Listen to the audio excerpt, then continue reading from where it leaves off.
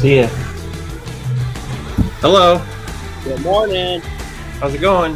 Doing good. How about you? Not too bad. We're having an interesting school day morning around here. I'll have to fill you in later. Oh boy. Yeah. Well, I don't miss those interesting. Well, I probably never had as interesting a school morning as you guys. Yeah. It's getting a little rough over here. Yeah, you live in a, how should we say?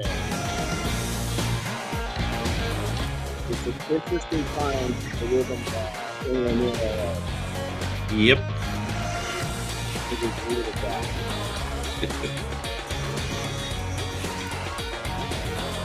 Let's see.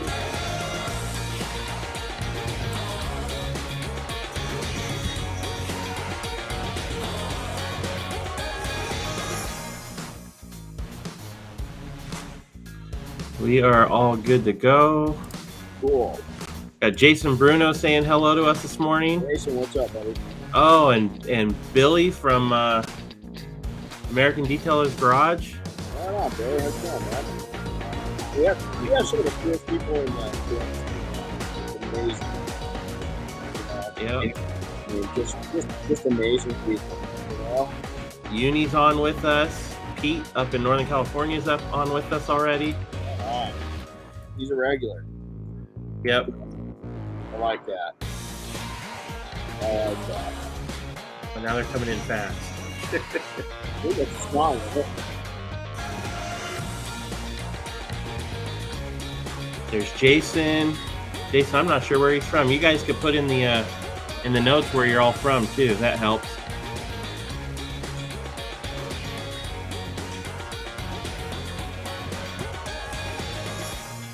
Oh, John Fernandez. We haven't seen him in a couple of years since last MTE.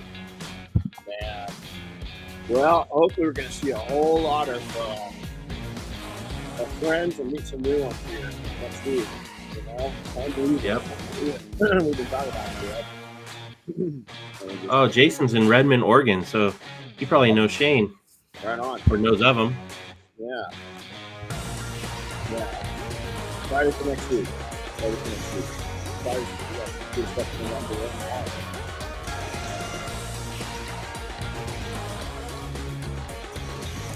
Yep. Here we go. Good morning, everybody. Hey, Renny Doyle podcast. Chris, good morning. How you doing, bud?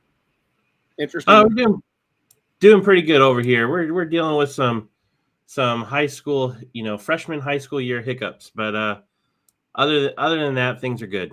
That's okay. We're dealing with kind of on the opposite end is our daughter's senioritis.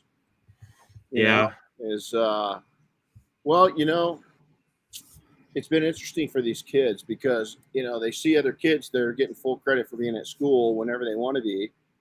And my daughter's like, I'm a good kid. And there's other things I want to do my senior year. And she's like, she's got, she's keeping her grades up and everything else, but I can't blame her.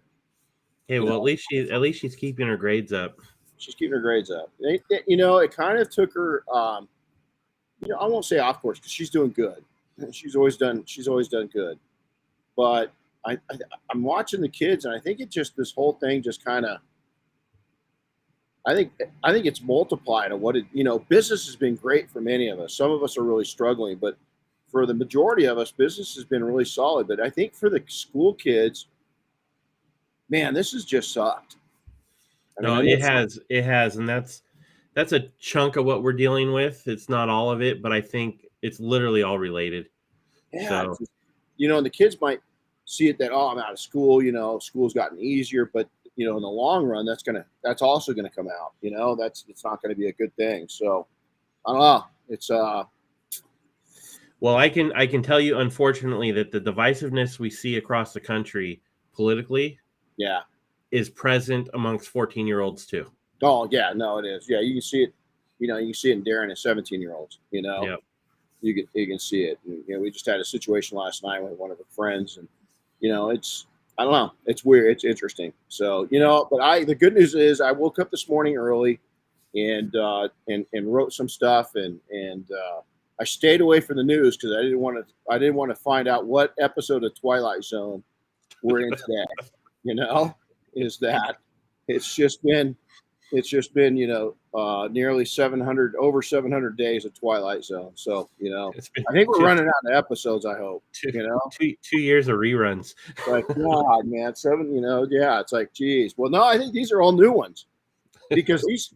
Let me tell you, as creative as what was the guy's name that produced that? Well, the host was Rod Serling. Well, he's the one that came up. I think he was the mastermind because a lot of storylines were from his. If you go back to it, a lot of them were World War II times and stuff like that. Well, he served in World War II, and so he related a lot of that back to it. I don't think he could have figured. I don't think he would have ever thought that this shit would be happening here. As crazy as the Twilight Zone was, I think he'd be going. I got nothing.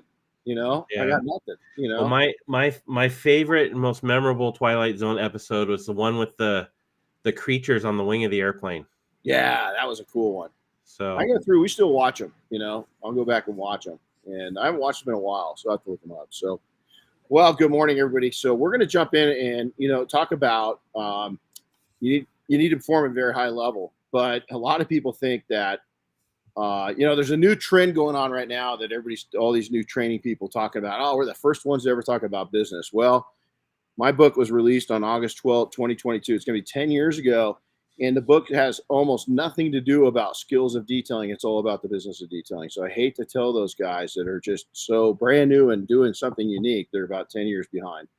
And if you don't believe me, we've sold about 100,000 copies. We're pretty blessed, but we're going to go back over because the baseline, even though this book is 10 years ago right now. Oh man, it was a rough time 10 years ago.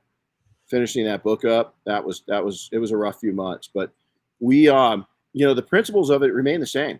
The principles don't change. That's some of my favorite business books. Well, I mean, you look at The Art of War. I mean, that thing, I've read that book.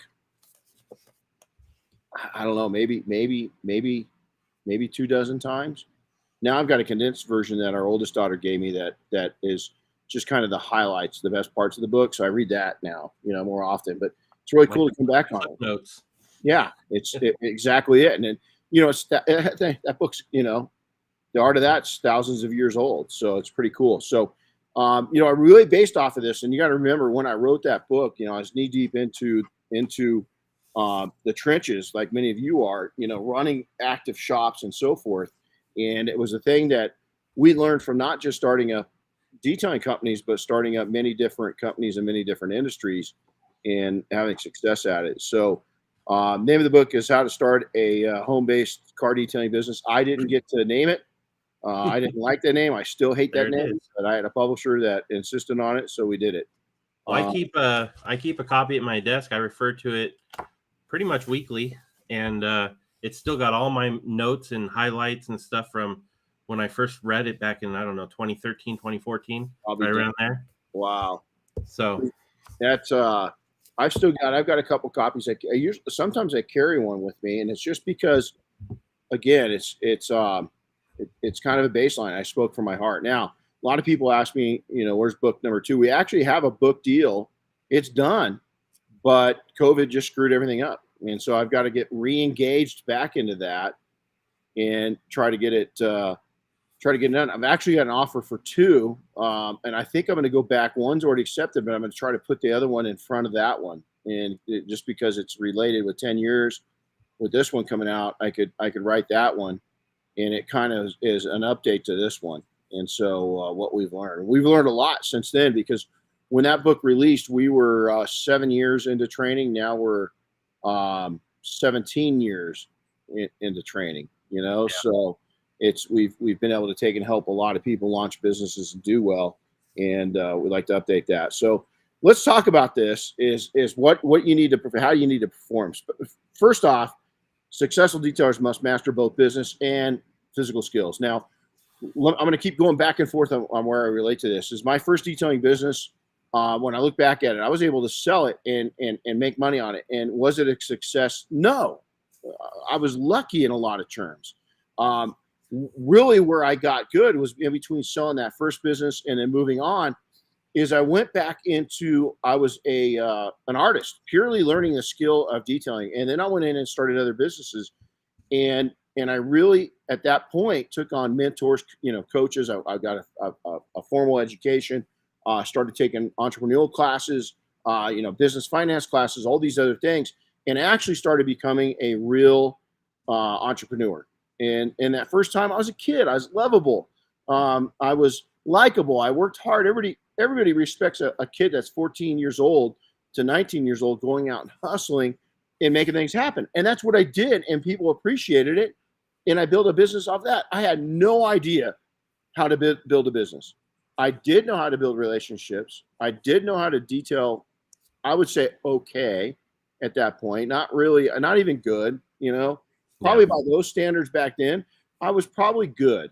I was not even an honorable mention in the best, I was a kid and really, I wasn't even playing office. I didn't know what entrepreneur meant back then. That matter of fact, that wasn't a word that we threw around, way back then, but it's become more evident. I'm not sure entrepreneur. I think sometimes I don't like to use that word because it's overused, because anybody can title that at it. And anybody can take a business license out and call themselves an entrepreneur, but are you successful? Are you happy? Are you balanced? Are you bringing money in? Are you changing lives? All these different things. So I went back to the baseline and became a technician through passion. I went from there and went into the window tinting industry. Again, kind of skipped over the artist side of it. And I built off of my ability to build relationships. Then I went to school, got really, really good at window tinting. Much better than I was as a detailer. And because I saw the value of formal education and going to classes and becoming that good, and the level I was working at and the level of jobs that we're getting, I had to be that good. That comes right down to that. You must master both the technical skills, but more importantly, the business skills. Your detailing skills must be at a very high level. You can fake it till you make it. That was it's still, I see that around, not as much as I used to. In our industry, up until probably 10 years ago, there's a lot of people doing that. There's still people doing it. If they've got really good personal skills and so forth, they're gonna probably be able to pull it off, but the numbers are really low. But the problem is you've got so much competition out there that's really good, that really know what they're doing these days, that are really well-rounded. It's not only, matter of fact, we've got a lot more executives coming into the detail industry that already have a business education, and they know how to start and run a business. They're just learning the skills. And so, to get good at something, electrician, they're going to go through a 4-year apprenticeship program before they become a journeyman. And even then, they're going to be a new journeyman for a while. So it's going to take, 6-8 years to really get it to where it's a mastered level. Detailing's, I don't think it's really any different to be that well-rounded in all aspects of detailing. It's going to take you a long time to do it, especially tying in the profits to it. Detailing at a high level means more than one would think, a lot more than one would think. And we're going to go into this, and I want you to stick with me on this. Performing at a high level means that it's that you're responsible, that you're doing responsible things within your work. It's just like a doctor or a paramedic or an EMT.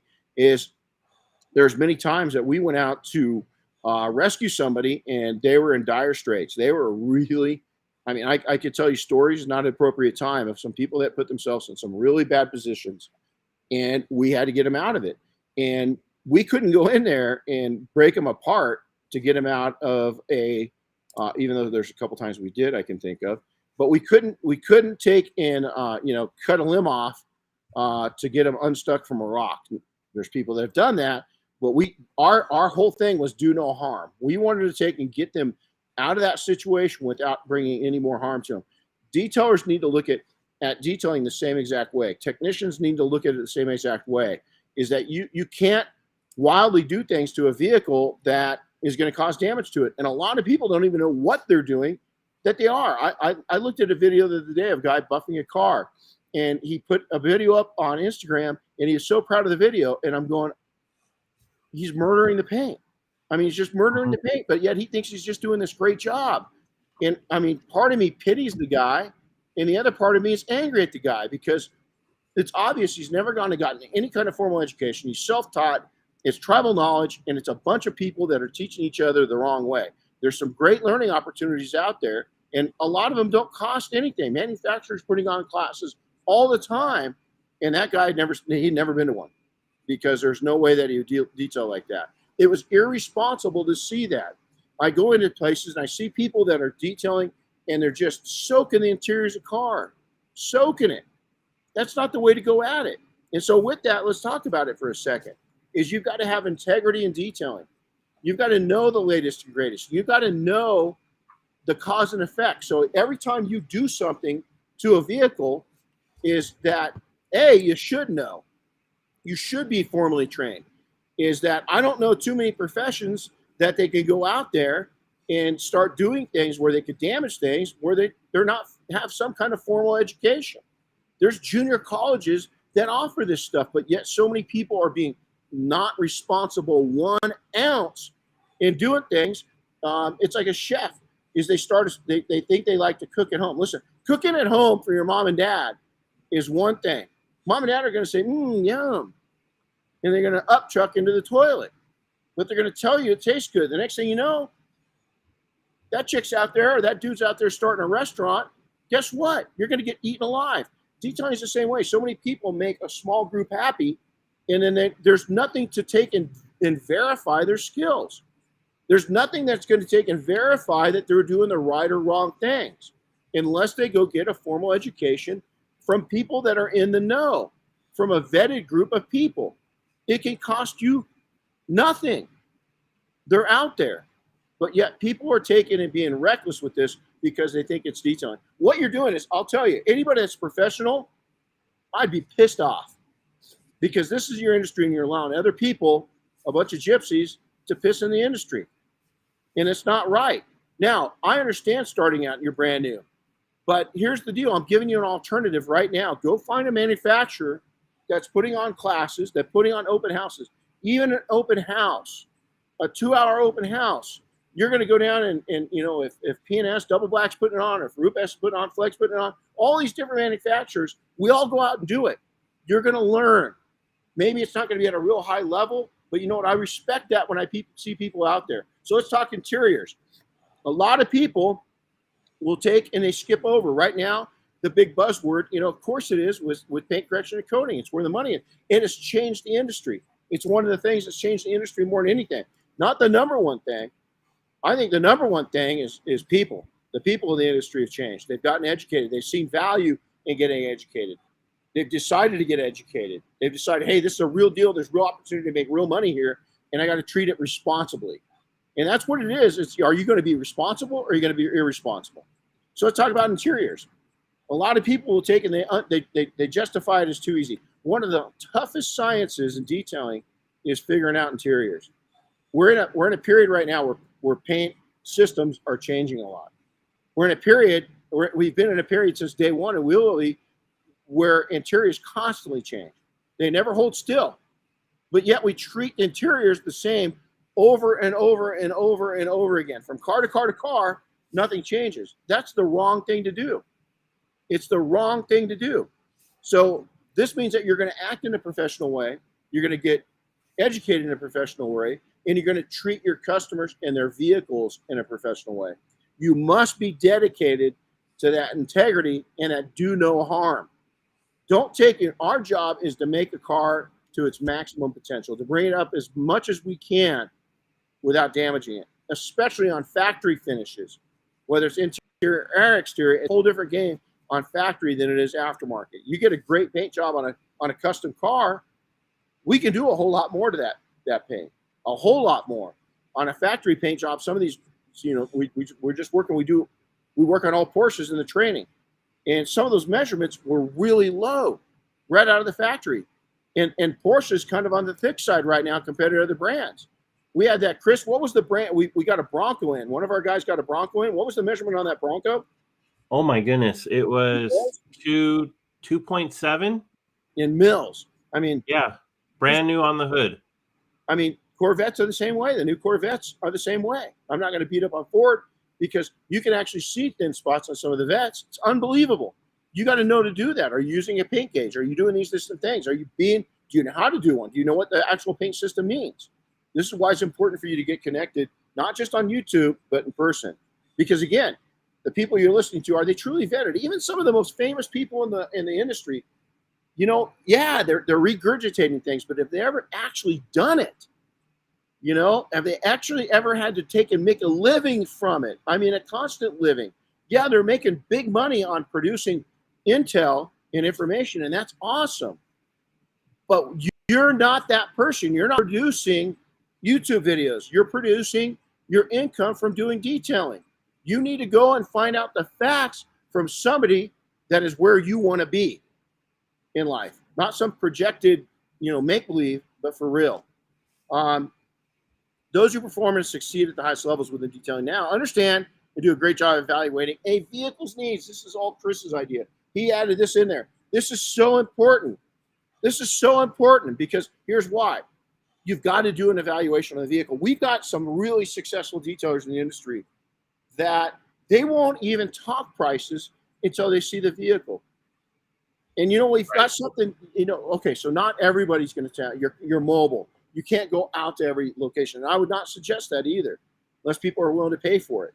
You know, and then give them a credit back, say, well, you know, I got to come out. If you want me to come out, it's an X amount, you know, figure out your hourly wage, charge them the hourly wage for the time out there, and then give them that in credit in the event that they buy the detail. You know, that could be a way. But the other way is use technology. Is we've all got these phones that will do FaceTime and you can go over with Facebook video. You can do these all different things and take a look, not live, but live. Zoom's become a reality for business. Why aren't we using technology with our phones at evaluating vehicles remotely? It's totally possible and doable. Is it going to be as good as seeing it in person? No, but it's a close second. It's not too shabby. You can get things done. So you've got to take and look at those needs, and then you got to be honest with yourself. And here's the other a big hint. When I've been evaluating cars, when I was active in the shops, I never gave a hard number. I learned the hard way, because once you get the dirt off that vehicle, or once you start digging into it a little bit, guess what? You're going to find other things that might need to be done. So I always gave a range. I love giving ranges.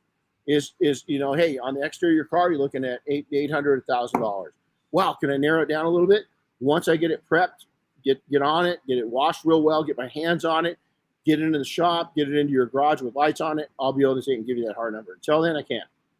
Is doing a proper evaluation is absolutely. And then next, right on this, Chris added is that you've got to be able to take and not only take in and do an evaluation, but then you got to work off of a profitable menu system that's going to allow you to take and profitize per hour off that vehicle. You've got to be able to estimate the hours it's going to take.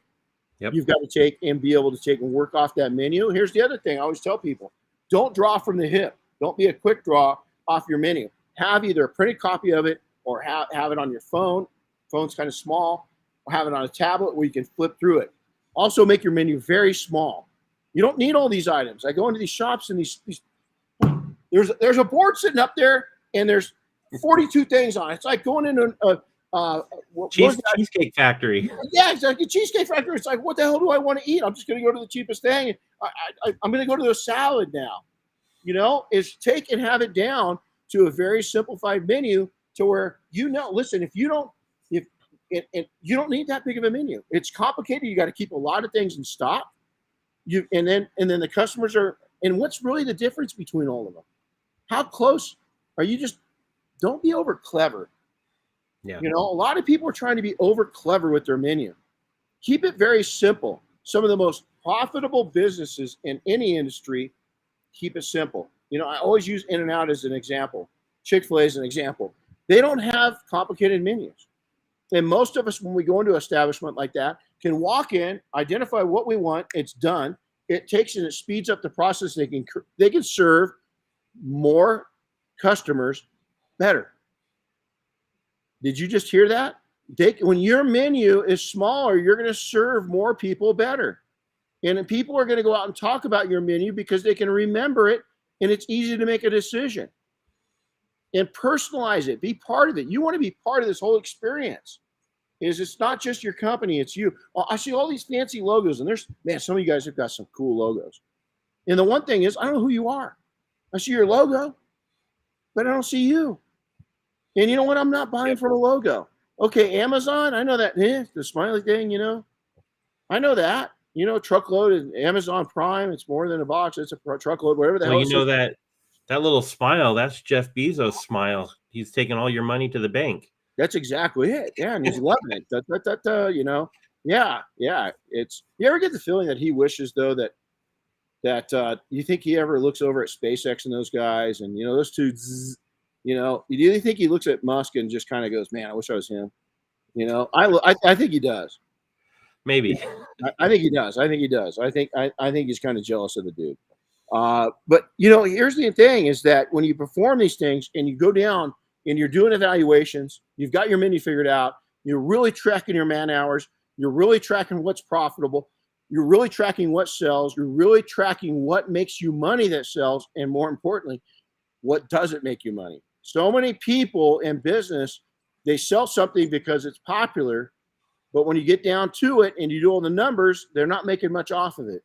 And that's great if you're Amazon, because they're selling, 5 billion widgets a day, and they only make 2 cents a widget. But at the end of the year, they've made a lot of money off those widgets. We're not that. We're not that. We're not going to have that in this industry, especially in almost any service company. You're not. That's just not a possibility. High-level detailing, understand the science regarding paint correction and paint perfection. Okay, we're going to piss off some people right now. This is going to be fun. Is that those operating at highest levels also, they take a creed, an oath to do no harm. We've talked about that. It's really important. I'm mentioning it again. Is that right now is that we are seeing a depletion in the paint systems in new cars coming out of the factory, meaning that the paint's getting weaker and weaker and weaker. Jason Rose with Group S, he speaks about this as good or better than anybody I've ever heard. And what's happening right now is that when you take and perfection at all cost, as I see this, I think all of us see this every single day, is these, I'm putting that, grinding on the paint 18 hours a day, dude, and I'm taking it down, and I did 14 freaking correction steps and I sanded it. Here's the deal: is there's a healthy clear coat that is pretty damn thin now. And if you get into that sponge, you get into that soft side of that clear coat, you eat up too much of it, that whole paint system is going to fail because of you. And a lot of people don't want to talk about that. And so you've got to be real of what you can do. And then also when you're doing it, what you're putting on top of it. We took and sanded on a Porsche last week that had gotten keyed. Amazing. I got to put up the after video of how it turned out. We took very little clear coat off. And the other thing was we took and also coated it. We made sure to get a very durable coating on there just to make sure that that anybody that comes behind us, the new owner of the vehicle, anything like that, also reporting it over to Carfax. All these things are very, very important, because we don't want to take and have somebody else, a brother or sister in the industry, come behind us and hunk it up because we went all out on paint that we shouldn't have. And so you've got to be able to explain yourself through that. Well, that's my job to make it, as perfect as I can. My customers expect that. Well, are you having the conversation with them of the truths of what you're doing to the paint? Because I would say 8 out of 10 people are going to tell you not to do that to their car if they totally understood what you're doing. If I had the conversation with them, would they still let you do it? Ask yourself that. And if you don't know what that conversation is, you need to get out to events in 2022 and attend these events and start learning those things, because all of us were new. I'm not beating up on new people at all. All of us were new and didn't know shit. I'm new every day. I wake up with the idea that I'm going to learn something new today that's going to change my life, that's going to take and impact it and make it better some way. All of us are new. All of us started out at ground zero. A lot of us like to forget about that, and snicker at no, it's new, but you've got to engage. It's not anybody else's responsibility except for yours. No. Also is that those paint systems are really involved. They're very, very, you can't just, the days of just putting a polisher on it and cranking on it is good. Now, there are a few brands out there that do hold up better. My Ram truck, really hard clear coat, decent clear coat on it. Orange Pilly, there's a lot of texture to it. A lot of people say, oh man, you're going to flatten it out and take the texture out. Guess what? Probably 8 out of 10 times on factory paint, you just destroyed the paint system and you don't know it when you take all that texture out of there because you've already gone through all the healthy clear coat and you didn't know it. And I know there's going to be people arguing with me, hey, man, as soon as you've gone on the line at Tesla, as soon as you got on the line at Dodge, Chrysler, Jeep, as soon as you got on the line at Porsche, as soon as you've got on the line at Karma, as soon as you got on the line with this Fisker, at Porsche and BMW in Germany, come talk to me. Because I've been on the line and we talked to the people that paint these things, that run the robots. They don't paint them anymore. They run the robots to paint them. And so that's the other thing. Go YouTube some great videos and see how they do it. So I think back to this, this Bronco we were talking about at 2.7. That the poor owner of that truck, the minute he takes it off road and gets some of those, what do they call them, Arizona pinstripes or whatever. Yeah. And he's going to want to get that fixed sometime, but he could really only fix that once if he's lucky. Yeah. Oh, maybe. Yeah. And I would polish that. I would polish that vehicle out and coat it with several layers of coating. Yep. We've got our new camper for our overland vehicle. I don't know what this stuff's like. It's an aluminum body. I already took it out because I couldn't wait, to get it, out into the field, and we've already scratched it up a little bit. So I got to buff it out, and then I'm going to put, 14 layers of legend on it just to build it up because it's going to have a lot of adventures going to it, So sanding, let's talk about this. Every professional detailer out there should be very confident in their sanding abilities. They should be trained. They should go through classes on sanding. I've been a big pusher of dry sanding for 20 years. And the reason why is I feel that my personal opinion, this is just mine. I'm not ragging on anybody that does any wet sanding. I primarily have sanded on factory paint job systems. So with that, I think that the dry sanding is a lot gentler. I call it a scalpel versus a hatchet. Wet sanding's been around for a while. There are better papers now, but I think the most popular papers, again, just my opinion, for wet sanding are junk. I think that a lot of them they're hatchet. Now, if you're going after really high-end secondary paint jobs out of not a collision center, but a true, you're working on a car that was built for purpose, and it's got a beautiful paint job, you can get away with a lot more because there's a lot more healthy clear on that vehicle, and you can do a lot more to it. But on factory, I'm talking about factory paint jobs, you better know what you're doing. You better be trained in it. You've got to get somebody that's done a lot of it to show you what's going on. As simple as that. The most challenging aspect is in detailing is a lot of people want to go, down through the steps, right? When we were in Germany, they showed Diane and I, this was a long time ago. The Europeans, at least those that we worked with, they had an absolute meticulous checkoff sheet, especially for interiors, but the whole vehicle. But what we were most blown away at was their ability to take and go right through the numbers, 1, 2, 3, 4, A, B, C, D. They didn't skip over anything. Everything was checked on every car, but they had a checkoff list for stage 1, 2, and 3. There's a different checkoff list. Then it was a checkoff list for stage 1, 2, 3 on the outside. There was a checkoff list for coating, what to look for. And they just didn't assume that they got it. They went up, got the clipboard, or they got the software, and they went down the list, and as they inspected the vehicle, they checked it off. What that does is it kind of skips over human error to where we accidentally miss something. So at high levels is that you can't be skipping over things. Sometimes people say, "Oh, I'll just camouflage detail." That's great on entry level details, but when you get into the higher stuff, you skip something in the middle. I guarantee you, at the end, it's going to show up. Especially in paint correction, especially in interiors. I can go through an interior. My wife, Diane, can go through an interior and inspect it, and in 5 minutes, she'll tear that thing to pieces if somebody's camouflage detailed it, meaning they've just skipped over and they're trying to hide it. The same with the exterior. It's the little things. You want to get into competition and look at a competition level, which a lot of people like to talk about, the best.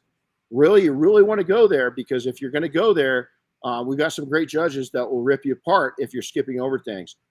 But here's the problem. A lot of people aren't skipping over things. They're doing a great job, but they're not tracking their man hours, and they're losing their butt. Their profitability is in the tank because they're overanalyzing everything they do, and they're in a market that The customers just aren't that picky. They might think they are, but I'll tell you, we've got a really good friend of ours that we've taken and corrected his cars in training many times. Anybody that comes to our training knows we do a 1, 2, and 3. And out in the sun, a trained eye will be able to see the difference between stage 1, 2, and 3. This guy's a serious car guy, and he gets so aggravated with me because he's never been able to really tell the difference. He'll pick an area. Okay, this is better than that area. Nope, that one's got more. So we'll go through and we've trained him over time of what he's looking at, and it really bothers him. But if you skip over things, we're going to see it. Now, going from that, interior challenges. The big thing I've heard, and it's grown in this last year, is I've heard this more and more, is that I'm a coating expert. I send all of my interiors to somebody else. WTF? WTF? What are you doing? Because let me tell you, why don't you hire somebody, train them in interiors to be an interior expert, just like you're a paint correction expert and coating expert, and keep that customer in-house? Because here's what's going to happen if I'm your competitor and you send them to me, you're never going to see them again. Is that my level of service is going to be above, my level of the experience I give is going to be above, the level of follow-up is going to be above. You've got a good chance you're never going to see that customer again. Because you got to remember, just because the person down the street isn't just, I'm a paint correction artist and coating specialist. Just because they're not throwing that out there doesn't mean they're not doing it. It could be as good as you or even better, and they're just not touting it the same way you are. Now, I'm not doubt. Hey, if you're that good and you've got a following, and the cockiness is selling jobs for you, great, more at it. But I'm just telling you right now, if you send me an interior, because we're known for our interiors, all our shops did a great job. We're known for everything we did. If you send somebody to me, you're not going to get them back. And so you got to be really careful with that, because everybody's going to have a time where the interior gets dirty. They're not always going to do it themselves. And if they have a problem in the interior and you're sending them away and you send it to the wrong professional, that professional is going to take advantage of that moment. They're going to seize a new client. You're going to lose a client. Boy, and that to me is that is reckless. You cannot do that kind of stuff. And not only that, but the client is always going to want simplicity, right? They're going to want that one-stop shop. They don't want to go multiple places if they don't have to. No. Not these days. No. Well, yeah. I mean, look at, I almost feel like right now I've got to have a talk with Diane, because I feel like I think I've got an Amazon. I think she didn't tell me, and she's building an Amazon warehouse, here in Big Bear. I mean, the amount of cardboard we've gotten rid of in the last month, that just all from Amazon, it's like, what wow, but you got to be careful with that, because Amazon has made one thing very simple, and that's shopping. Yep. And getting the things we need. With that, it's made it, the shops that are doing a spa. We had the spa idea. We started a spa, and it's changed a lot. But back in 2002, we went to that with multiple services out of our shops to where people didn't have to leave. We even had one of our locations that we did oil changes out of, because we are doing a lot of vehicles that these people were, time was everything. And we were doing oil changes out of it, and I was like, I don't want to do that. And we started doing it, and we made a lot of money off of it. We did really well with it. And then it was really cool, because here's why, is that, most people will have at least 3 or 4 oil changes my phone's ringing. We'll have 3 or 4 oil changes a year, right? Yep. Well, every time they came back in, we were getting them on the detail side. So it almost became that the oil change was the hook, because it was constantly bringing them back in. Now it's a different world, because dealerships have lost a lot of service. So they're really competing for that oil change business. They're pre-selling services. They're doing all kinds of stuff. So I just use that as an example of something we did. Let me also tell you this, is that successful detailers are, when they start out, I can always tell one that's going to struggle a little bit for a few years, because they're all about being a technician. And it's an 80-20 split. They're 80% technician, 20% business. The people that come in that are the opposite, they're 80% business and 20% technician. they usually end up being a better technician, because here's why. Right off the bat, they're building profits into their business that allows them to go get further education and more experience and more exposure. Is the guy that's a technician is a starving artist, can't go anywhere, can't afford to do anything. He or she is kind of stuck in their little bubble, you know. Of course, the world looks great when you're in that bubble. It's when you get out of that bubble that it starts waking you up. So it's funny because the people that come to us that are more business minded end up being many times the better technician. And it's been really cool to see that. I didn't know if I'd see that in my career in the industry. I didn't know if that would actually take shape or not. And it's fully taken shape now. So, we've got, accountants, CPAs, lawyers, all these different people that are pretty savvy people that are now getting into service businesses, and they're killing it. And the reason why is they already understand the importance of education. They're putting on an experience, so the showmanship's really good. And then they're gaining information and intelligence by gaining access to people and training and events. And it's filling their guns more and load them up heavy. And they're coming out in a couple of years. The guy that's just an unbelievable technician really hasn't moved anywhere because they're so slotted into one spot, their bubble. And yet this other person has opened up their whole world. And now all of a sudden they've actually moved ahead. They're ahead already in business. And now they're ahead as a technician because they've seen the world, so to say. So the world traveled where all of a sudden this one person's just got a very small tribe. And that tribe is the only one that feeds him or her. And that tribe's starving. And it's all too relative, not just in detailing, but in most service industries. But a lot of technicians in any industry get into that whole, Helen Keller situation where I'm blind and deaf, and they can't get out of it.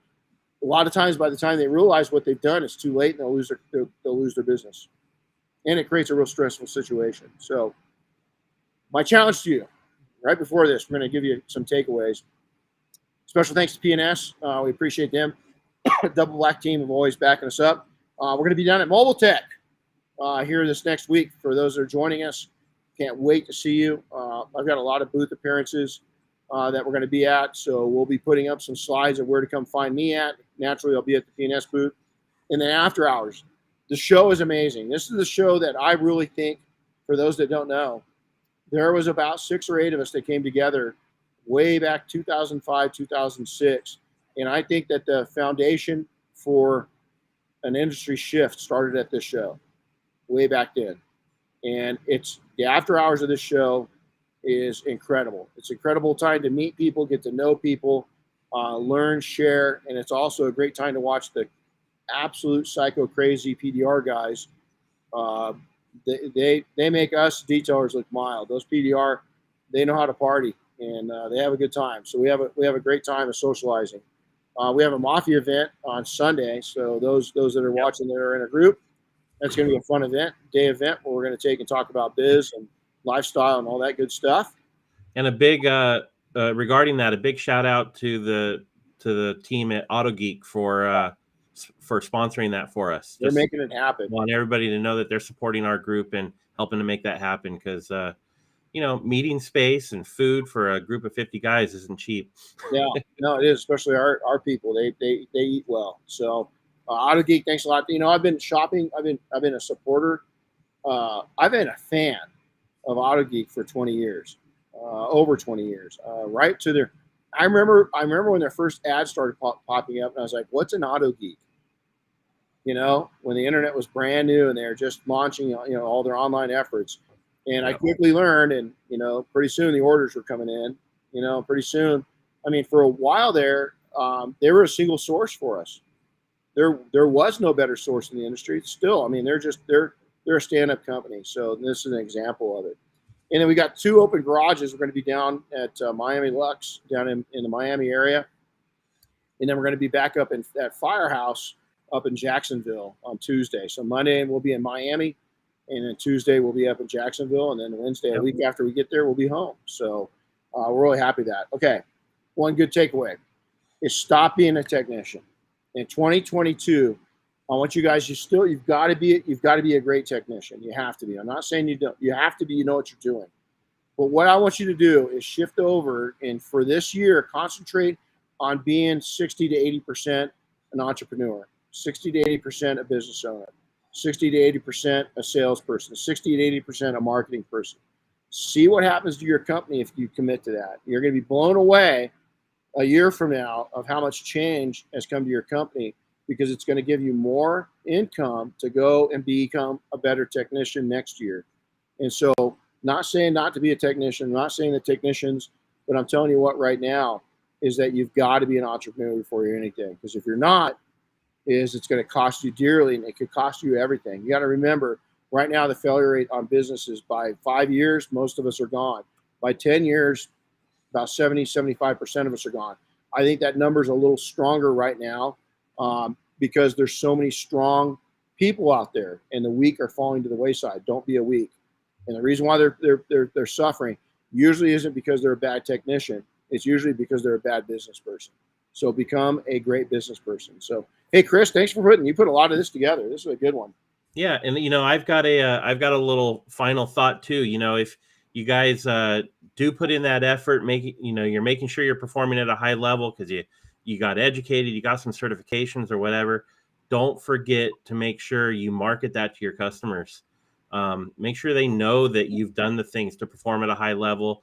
Make sure that they're seeing those really cool before and after pictures, that you're educating them on what makes you different, why you perform at a high level compared to the average detailer. Don't just keep those things hidden. Put them out there, make sure they know about them. God, that's so brilliant, because, a lot of people, I hear this all the time with the IDA. Well, I really don't, my customers don't ask for it. It's because you're not marketing it.